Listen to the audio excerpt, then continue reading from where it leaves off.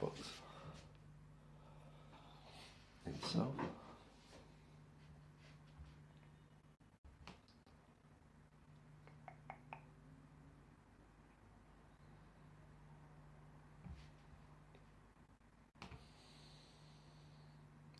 Frames per second, live for 30 seconds, 6,000 kilobits per second.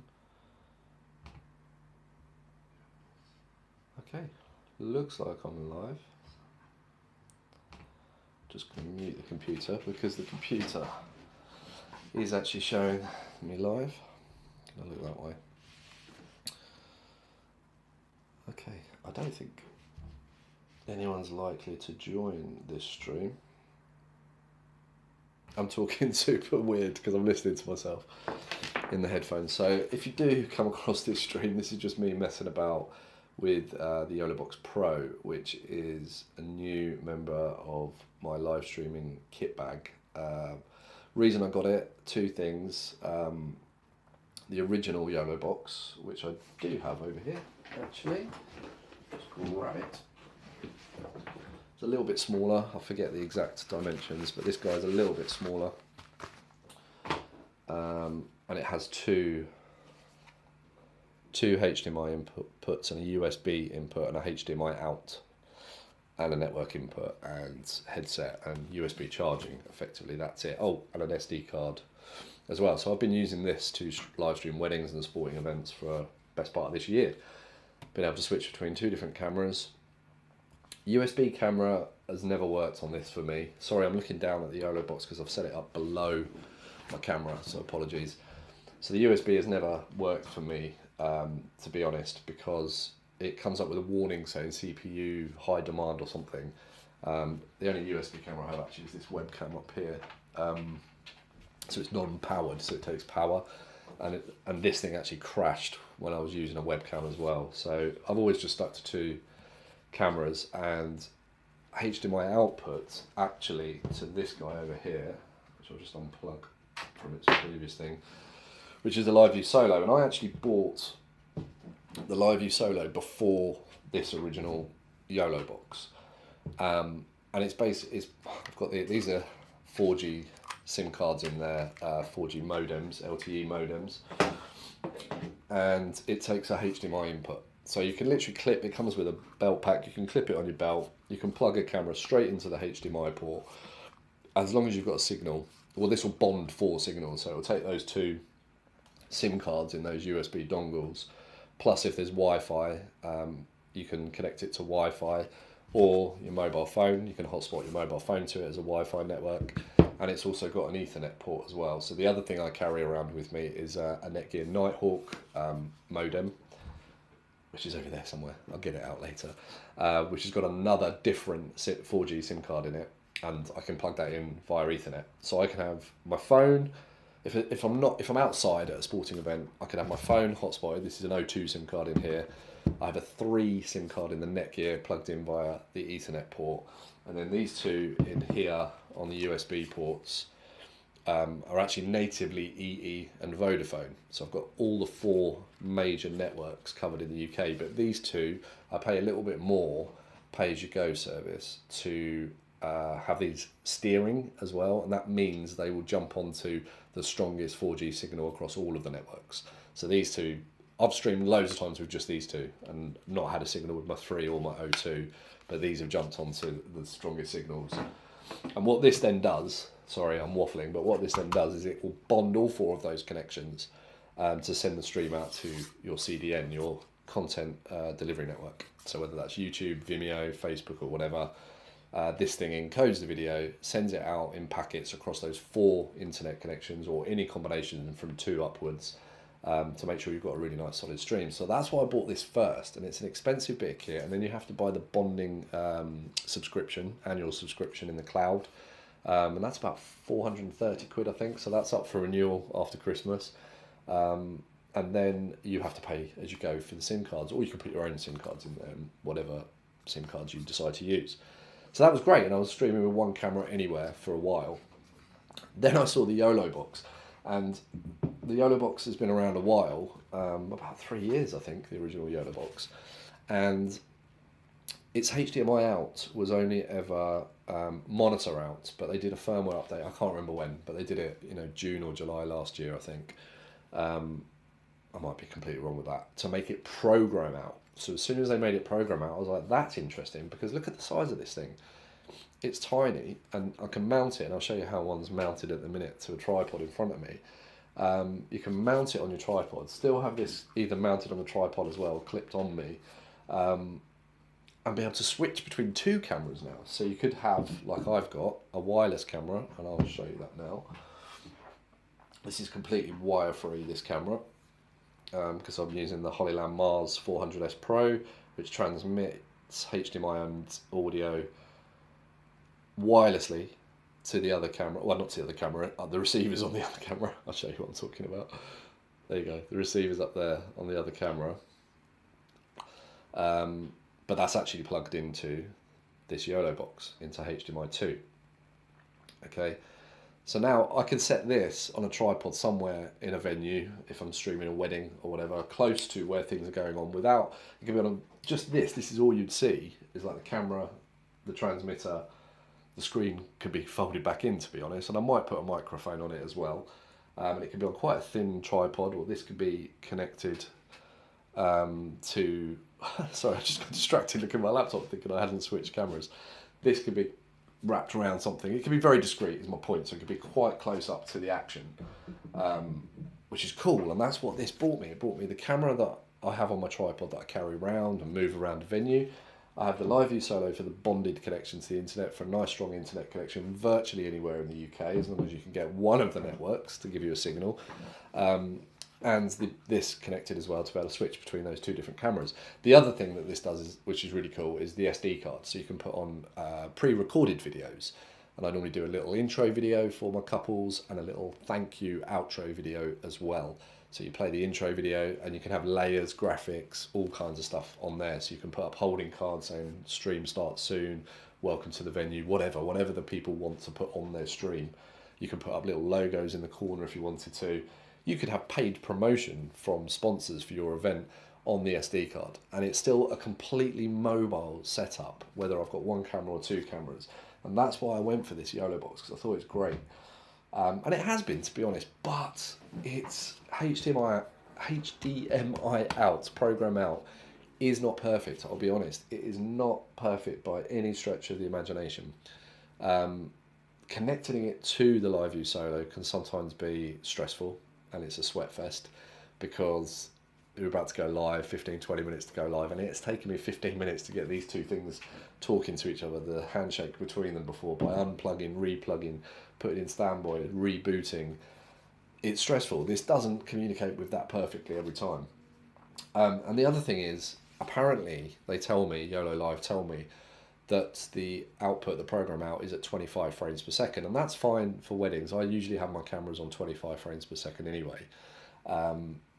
But I still seem to get, like, even just people walking slowly at a wedding, not even running, seem to get like jerky footage sometimes, not all the time, sometimes. And it's not the LiveU Solo, because the LiveU Solo is always up in the 7,000s. I think the lowest I've ever streamed in a really remote location, just with 2 SIM cards, was about 3,500 meg, which is 3,500 kilobits per second, so 3.5 meg, which is fine for 1080p. It's not perfect, you want 4,000 really, but it's fine, but it wouldn't affect the frame rate really. And I've been up in the 8,000s and 9,000s on that, and it's still giving me this weird jerky footage. So is it the Yolobox? I don't know. It feels like it is. I'm in a user group for the Yolobox, and there's lots of people that have very hit and miss experiences with the output of the HDMI out. One of the main ones is not getting audio through it. So it feels like there isn't consistency across them. But overall, touch wood, I've had a good experience with it. Whoa, what on earth was that? Something just blew over in the wind and smashed into my cabin. Scared the hell out of me. But overall, I've had a really good experience. We've streamed 30 plus weddings this year, no problem. It's just I spot a little bit of jerky footage sometimes, and the scary bit setting up at the beginning, but you know, we've done it. But then the Pro came out, and the Pro came out and I'll go back to this camera and show you.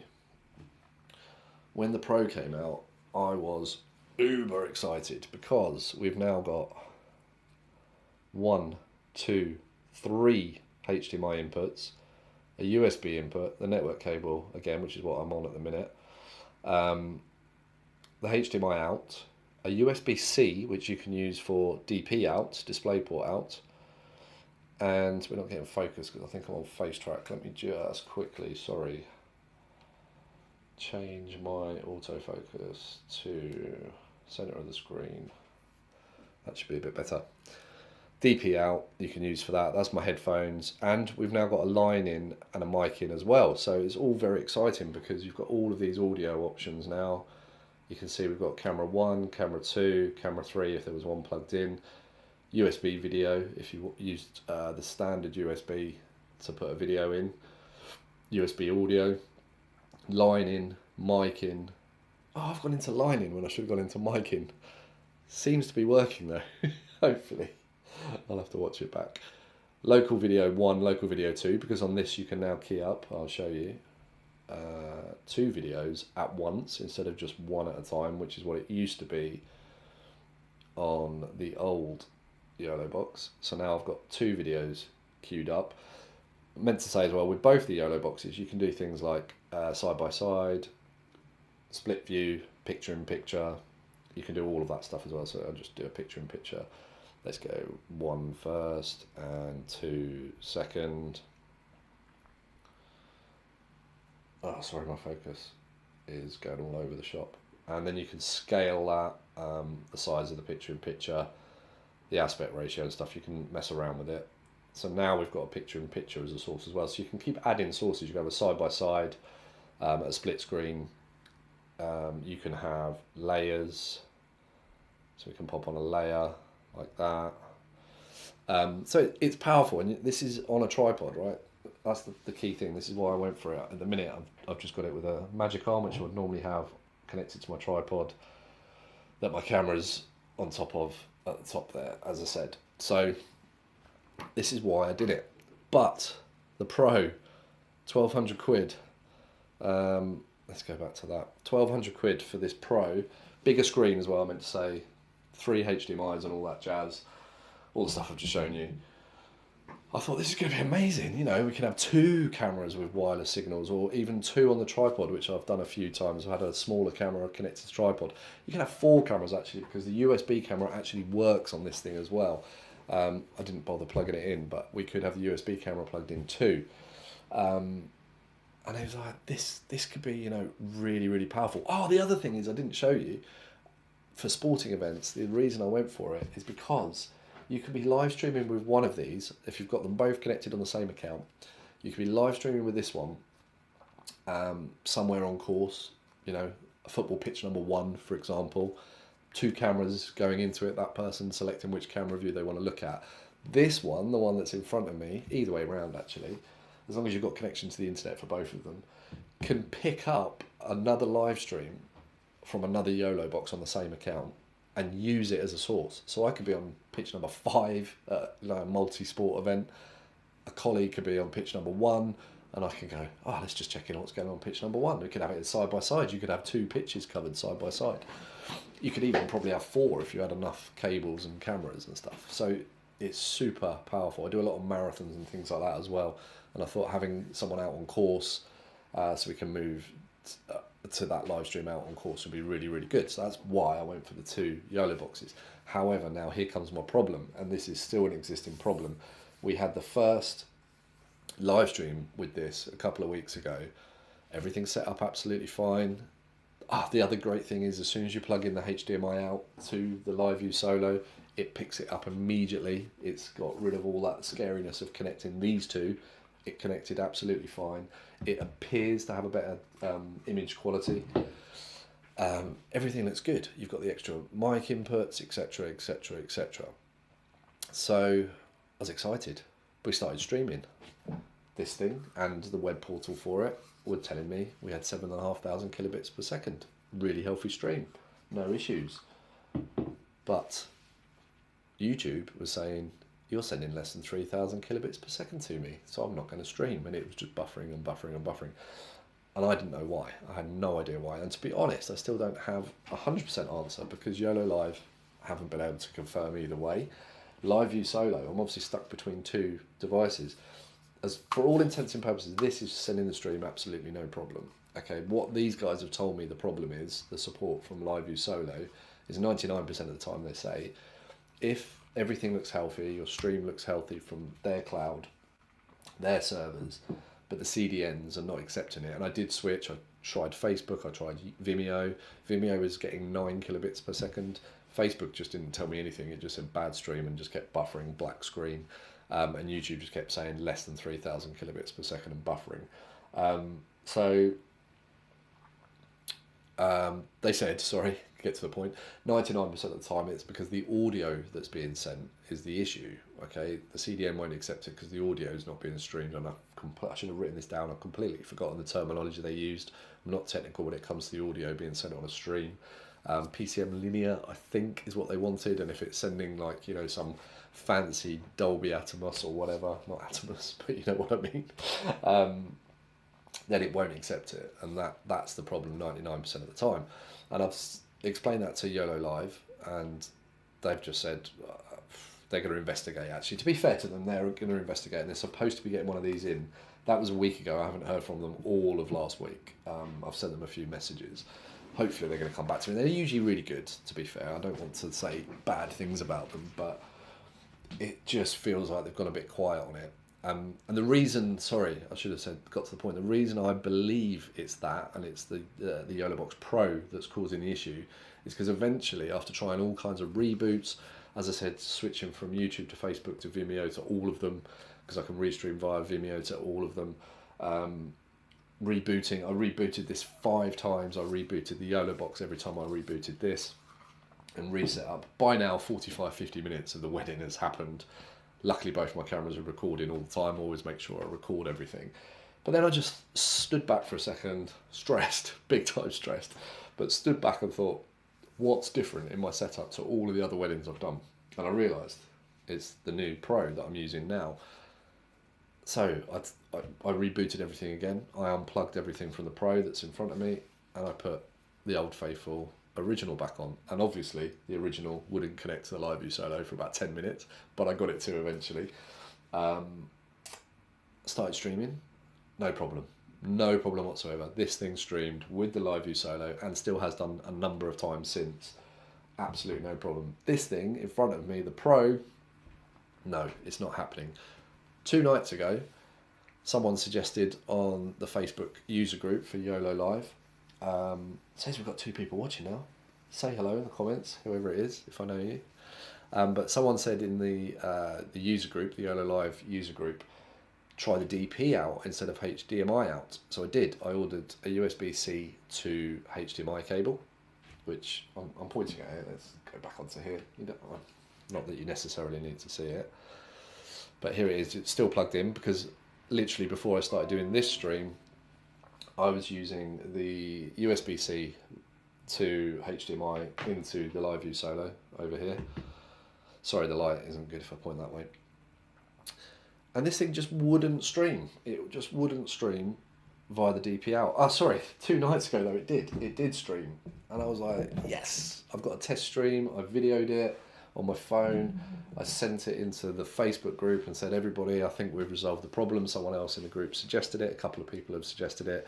It looks like the DP out works. However, I was getting a warning on YouTube saying the audio was less than 128 kilobits per second. In fact, it said zero kilobits, but I could hear the audio, and I had audio from the camera, this camera in front of me now, and I had an SD card video playing as well, and everything seemed fine. I could hear it, it was coming through on the stream, even though there was a warning. So that indicated to me that there is still an issue with the audio that's being sent, or there is an issue with the audio that's being sent by the Yolobox Pro, which explains why via the HDMI out it just didn't do anything at all. Via the DP out it worked, but there was an audio warning. But then tonight I got all excited. I come into my new cabin, my new office, set everything up, a bit of a janky way. It's not finished in here at all. The light is just pointing at the ceiling. It's not perfect. You know, I haven't messed with my light properly at all. But set everything up. Hey, live sports video. How you doing? You're a Yolobox user as well, aren't you? I believe, and you're in the group. I'm sure you are. That's not Glenn's company, is it? There's so many different people. I forget who's who. Apologies. But anyway, set everything up, excited, thinking, right, now I could do a proper 2-camera setup, SD card setup, and I wanted to test more of the audio because, as I said, I've gone into line-in by mistake. I wanted to test the line-in. I don't even know if we're in sync with this audio. I haven't even looked to see whether my lips are in sync with the audio because I've been so annoyed with what happened because it didn't stream.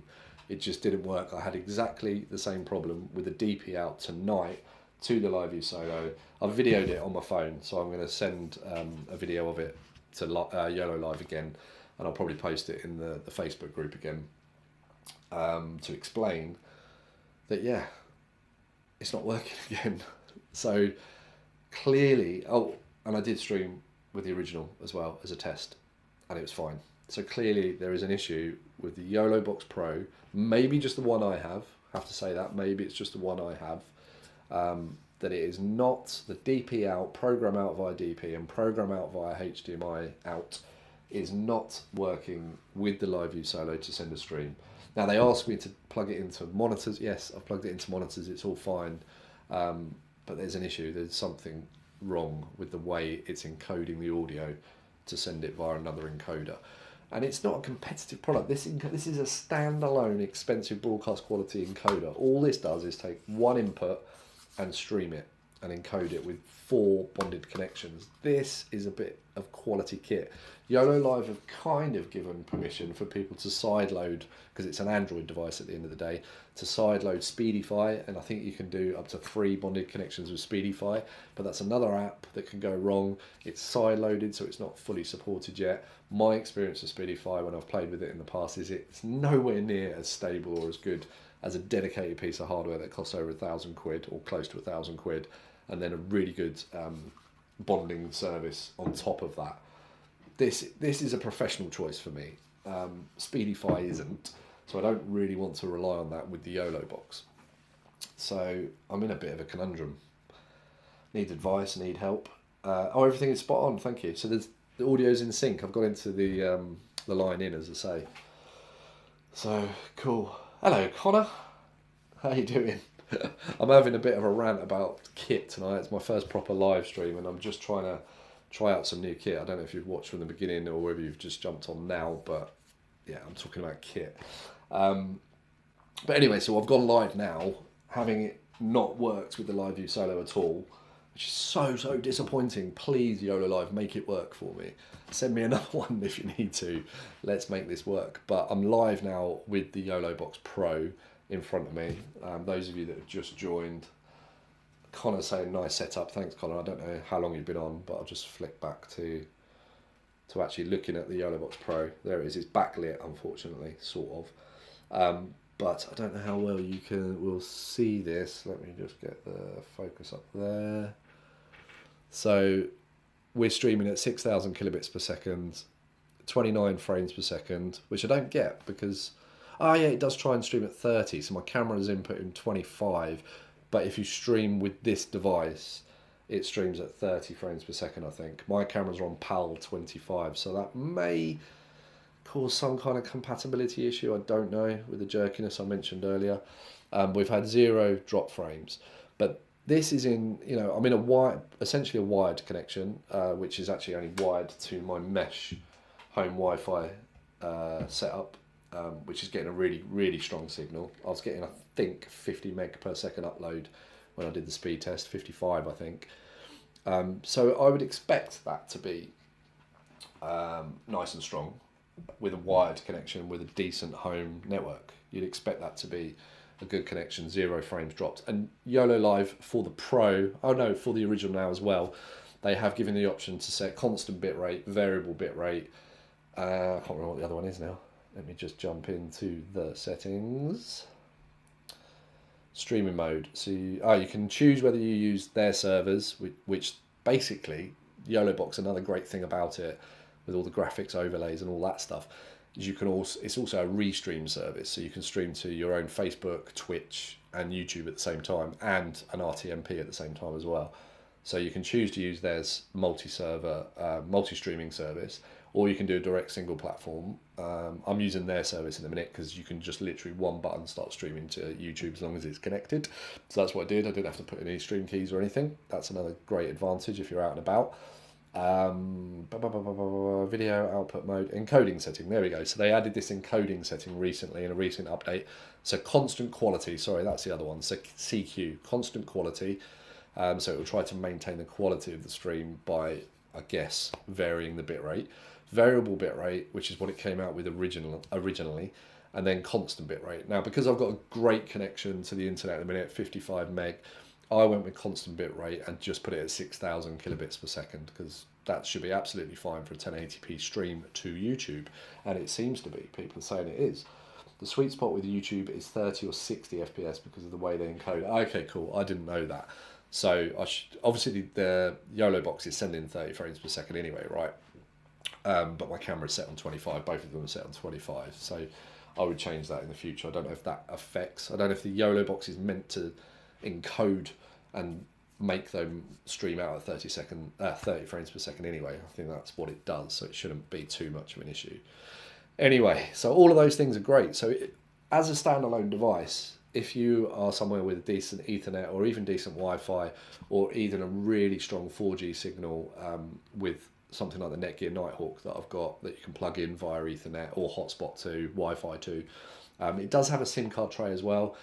Everyone in the user group talks about the SIM card tray not being that great if you put in a SIM card internally inside the Yolobox, either the original or the Pro. They talk about it not being that good. I've never tried. I've always gone with the Netgear Nighthawk, or like I am now with my home Wi-Fi, home Ethernet. So yeah, I mean, it's a great device. I just really need it to work. The reason I got the first one is with the program out, because stick it on a tripod with a camera, have another camera like this, send in a wireless signal, or even just on a really long HDMI cable somewhere else in the venue. That you can switch to from a static. I'd put it on a manual focus, wide aperture, just to maintain focus of a wide safety shot of the room. And I can switch to that when I'm trying to adjust the focus on the main camera or reposition the main camera.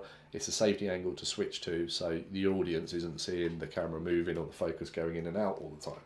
It just makes it a little bit more of a professional production.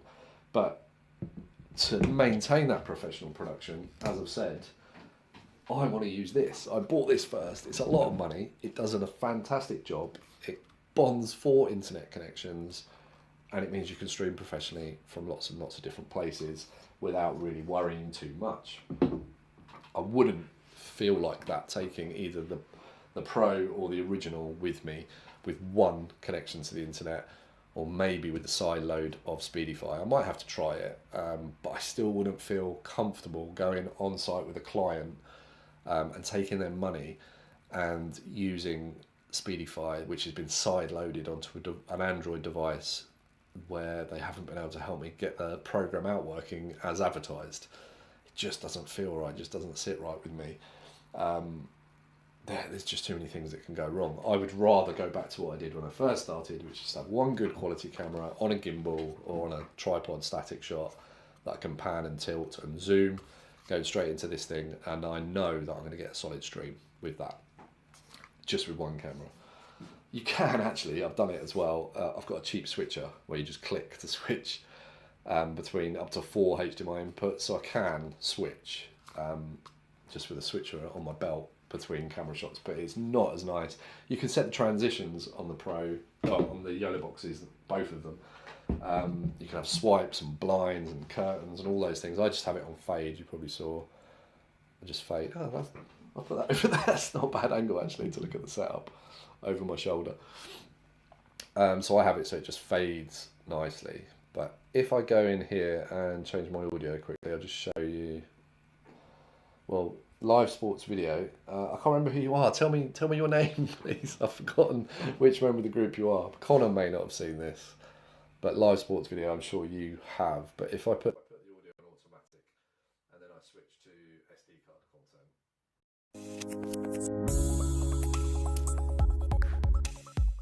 content.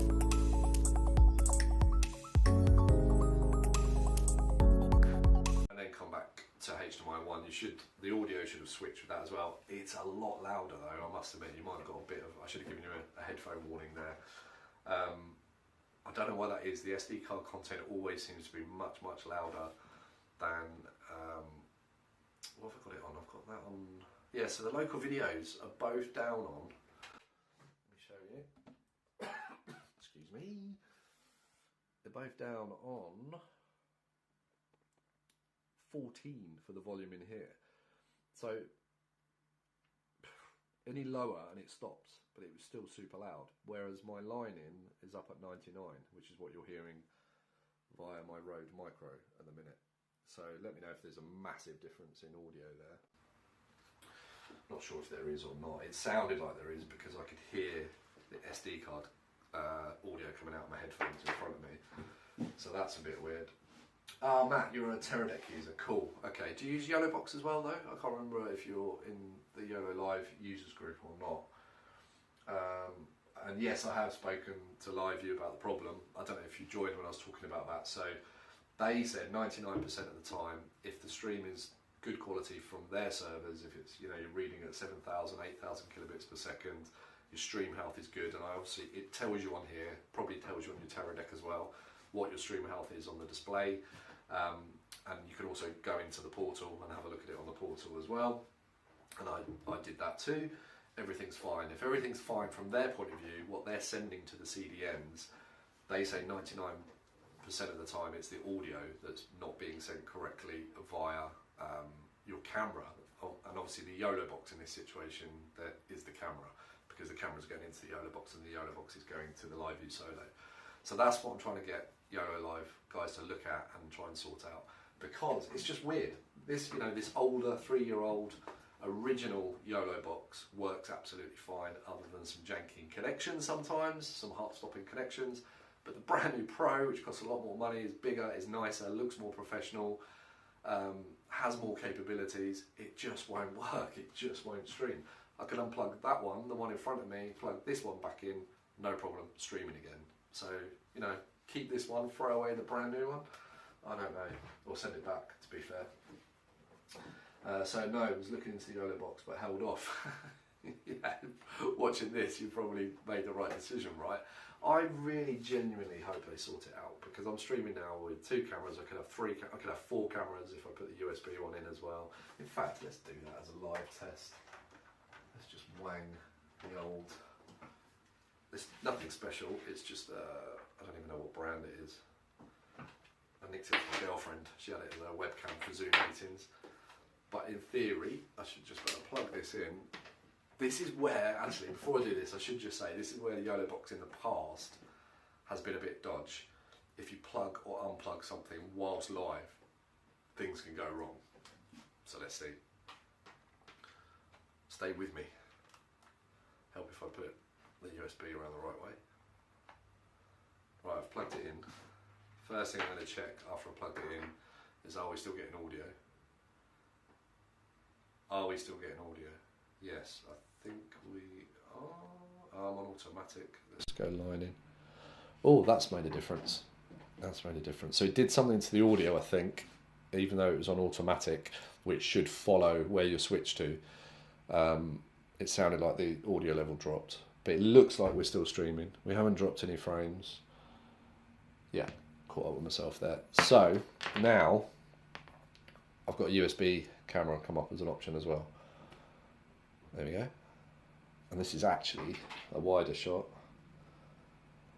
The audio should still be coming in from the line in though, with any luck. Yes, it is. Good. So yes, this is actually better for showing you the Yolobox because it focuses on everything. So I've got my audio on the line in. I can go back to here. This is where you can load up loads and loads of lower thirds. If I wanted to do lower thirds, let's just put one up.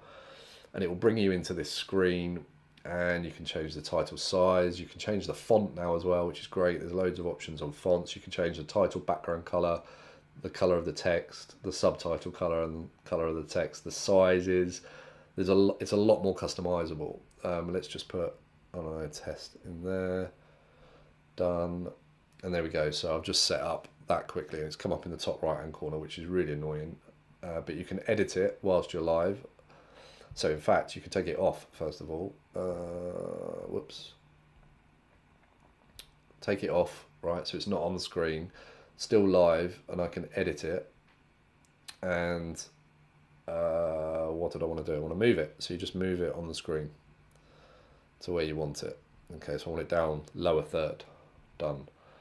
So now if I put it back up, it's there. So this stuff is good, right? You've got all of these. You can add image overlays, and these will all come off your SD card. So if you've got an SD card with loads of stuff loaded on, this is just some stuff from a wedding I did recently. But you can, no, go back. Thank you. So you can add in multiple stuff. The only issue is if you are doing a really big production and you've got lots and lots of images and you have to scroll down to find the one you want next, you just have to make sure you load them in the right order, I guess. But you can add in more lower thirds. You can have rolling caption, which just rolls along the bottom. You can even set it to do it once or continuous, and they've made it this Chroma Key now as well, you know, but I haven't played around with that yet. So where's my video inputs? I've forgotten what I'm doing now. There's picture in picture, USB. I can't remember how you do. I'll just show you here as well. This is where you choose where you're going to stream to. So I've got two YouTube pages I could stream to at the same time if I wanted to. I've got a Facebook page. You could have multiple Facebook pages. I don't have a Twitch account. And you can add in RTMPs or RMTPs. I can't remember which way around it is. And stream those as well. Layers we've talked about. Oh, you can even go large screen. Let's show you that. So if you were using it and you wanted to look at it large screen, you can, and you can still switch whilst in large screen and have all of your options along the bottom here. Okay, oh, almost deleted HDMI 1 then. Stop streaming. Going to YouTube in a minute. You can hit record and hit record of your program onto the SD card as well. So you can have content on the SD card, and I'm going to stop holding the USB camera because it's confusing me. Let's just check the audio.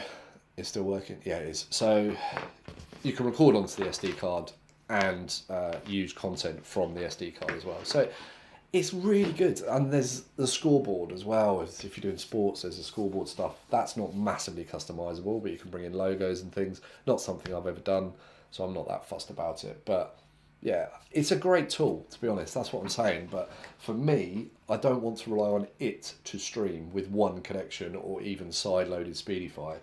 I want to rely on this to stream because it's just, well, it costs me a lot of money and it does what it says on the tin, whereas the Yolobox doesn't always do what it says on the tin. There's quirks and niggles and stuff. Anyway, let's just have a quick look at comments. Right click on the screen and check STA for nerds as your audio is currently in MP4A. I don't know how you do that. Is that on the Yolobox, is it? And YouTube likes 128 kilobits per second and yours is 40.2. Live sports 140 kilobits. I'm interested in scoreboard, clock scores, etc. Okay. I don't know. Right click on the screen and check STA for nerds as your audio is currently in MP4A. So this is probably the reason why it's not working with the LiveU Solo, right? That's what they're saying. It's the audio issue. But I don't know what you mean by right click on the screen on here. That might be something we have to chat about because I'm not that technical. Drop me a line on that, please. Scoreboard. I'll show you the scoreboard. Do you want me to show you the scoreboard? Let's go back on the USB camera. I've never used it, so this will be interesting. So it's this one here. So you select this icon. So you've got Team 1, Team 2, scoreboard display to turn it on. And this is, I guess, where you put in scores, plus or minus, time, period, and you can label that what you want to call the period. Team info. So you've got the game name, the font, you can change the font, the text colours, the background colour, the name of Team 1, the font of Team 1, colour, logo. So you can add a logo off your SD card. And then all the same for team 2. So let's just go back to time. We'll put the time on. Oh, we've got to open the scoreboard first. Put the time on. Hit play. We'll just leave it at that. And I think, there you go, it should be on the screen now. And I think I can move it anywhere I like. Let's put it down the bottom. So that should... Oh, the stream is buffering. The stream is buffering, ladies and gents. Oh no, it's come back. It's come back. So that scoreboard should be down there at the bottom of the screen now. I can see it on my screen. What I'm watching hasn't caught up yet, but let's say team 1 has scored a couple of goals. And I think that's it. You can reset the time. You can customize all those fonts, the colors, and you can bring in a little logo. And you can change the size and position of where that scoreboard is on the screen. And if I hit reset time, yeah, I've just reset the time. So you've got some controls. You've got time control, the name of the periods. You know, if you're doing American football, you'd have first quarter, second quarter, and all that. And you just put in the scores. That's it. It's reasonably basic. I'm not someone that does sports stuff, to be fair. But yeah, stats for nerds. Let's get rid of that. I don't know how you get rid of it now. Oh yeah, just toggle it off. There you go, it's gone.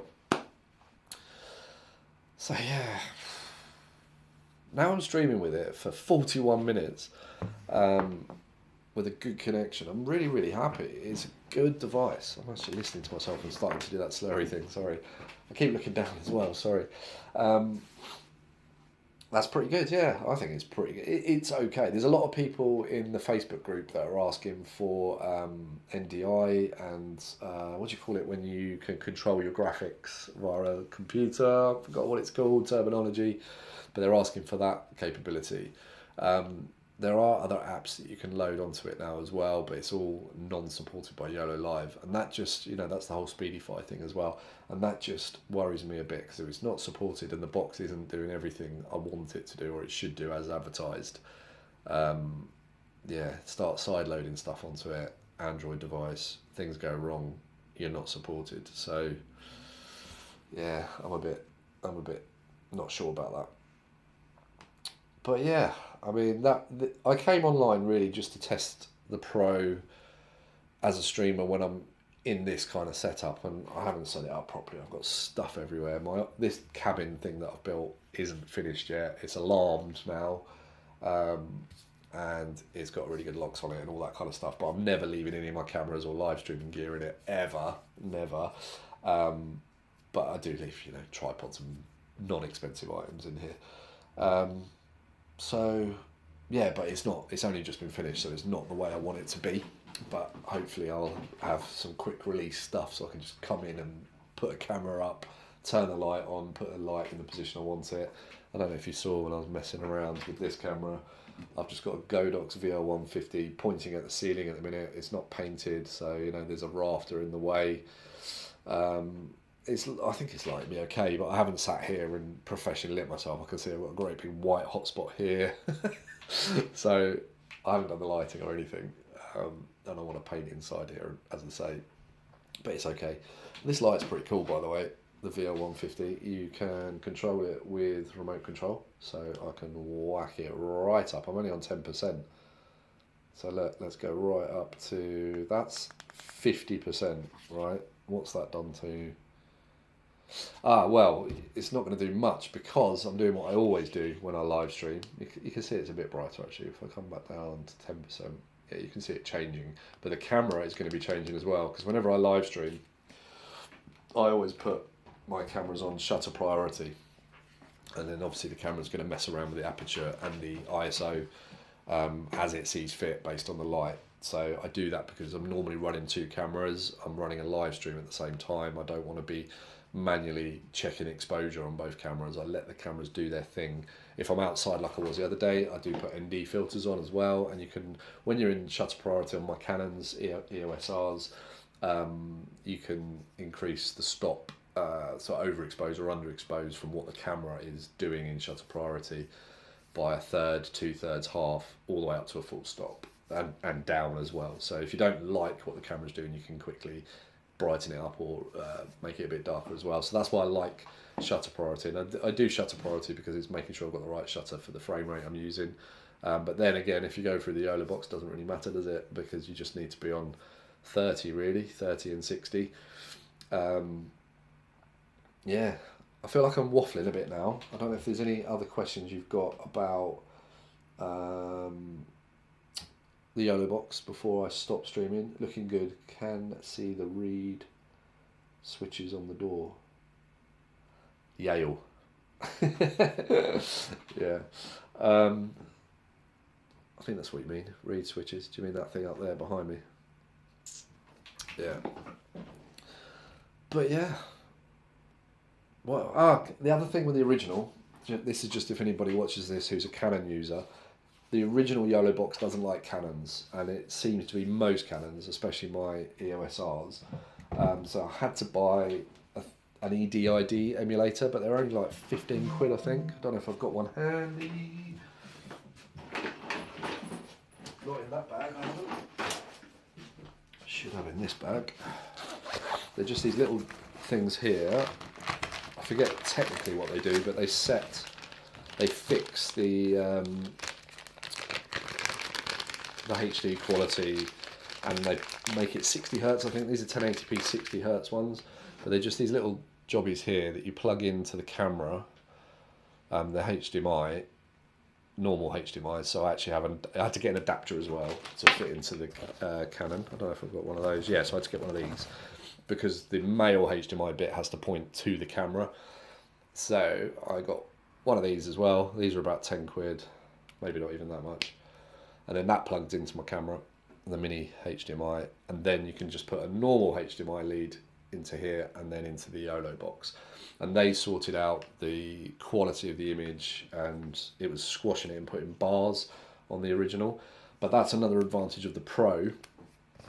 Bless it, I wish it did everything. I don't need these. The Pro takes the Canons. It seems like they've upgraded the quality and the compatibility with more cameras massively. So it's a much better box from that point of view. 3 HDMIs, everything's working apart from the output to my LiveU Solo. And other people in the group are saying the same thing. Other people have got Teradeks, VidU Go's, LiveU Solos, Ninja 5s. People are having trouble sending it out to the Ninja 5 as well. So something fundamentally is wrong with the output. But yeah, do you use DSLR only, or do you have traditional? No, I've only got 2 Canon EOS Rs mirrorless. I've got a Canon M50 as well, which I can plug into it now. I've got 3, but the M50 doesn't have a clean HDMI out, but that's fine for my wide shot that I talked about earlier. So if I am doing a 3 camera setup at a wedding, for example, I could put the M50 at the back of the room with the wireless transmitter, manual focus, wide aperture, and then it gives you a clean feed out to the Yolobox. So I can switch to the M50 as well, but no, I don't have any camcorders, no. Generic UVC, very good when they work. Yeah, definitely. I believe so. I started out as a videographer, not a live streamer, and I started out with the M50, hobbyist, to, you know, doing some work for friends, and then starting to get paid for stuff, and then upgraded to the EOS R after a bit of research. I like the R mount, I like the lenses, I think it's going to be good. Now I've got into weddings though, everybody's Sony A7S3s and FX3s, it's all about Sonys at the minute, but you know, Canon and Sony are like that, aren't they? Once you're locked in with one or the other, I think the gear is important to a degree, but I think it's what you do with it creatively as well. But moving into live stream, these things have worked fine for me so far, for the type of live stream I do. So yeah, I'm not trying to zoom in super smooth or anything like that. I usually cut to one while I zoom the other. I've got zoom lens on the one in front of me, which is on 24 at the minute. The second one usually has the 35mm prime on it. And that would be my static, and if I use the M50 as well, I've got a 22mm prime or a 50mm prime. I'd usually have the 22mm prime on at the back of the room, so I can switch to a 35 or a 22 whilst I'm changing the focal length on the other one. So yeah, that's what I do. But yeah, I feel like I've talked a lot. We've only had a couple of people watch. I'm very grateful that you guys did join. Thank you very much. I didn't expect anybody to. It wasn't like it was. It's not like it's something I do normally. I certainly didn't plan it. I went private originally when I was trying to connect with this, because I wanted to do it for LiveU, not LiveU, sorry, Yololiv guys, to say whether it was working or not, and obviously it didn't work, so I couldn't say it, so I had to record it on my phone. But then I thought, you know what, I'm going to go public with this and just talk about it generally, and it might be something that people find useful. I don't know.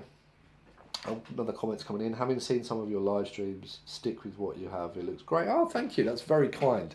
I think some of the ones on here, I've done most of them in private on Vimeo, so they're not in the public eye. There's been a couple that have been on here, and they were quite early on as well. One actually was the recent one where I had all the issues. That's the one where I had all the issues, and I ended up going 720p as well because I tried to fix it via lowering the quality. So it's not the best, but I uploaded the camera recordings to the beginning of it. So the beginning is 1080p and the second half is 720p. It is what it is, but we got 3 hours out there for the client. But yeah, getting better all the time, hopefully. But that's nice of you. Thank you very much. Yeah, I think because I'm starting to run out of things to say, I'm going to say again, thanks for watching, guys. I don't know if Connor's still there. It says 3 are watching, but that could be anybody else. I'm not sure. But if you're still there, Connor, thank you. And see you all soon. Thanks very much. Take it easy.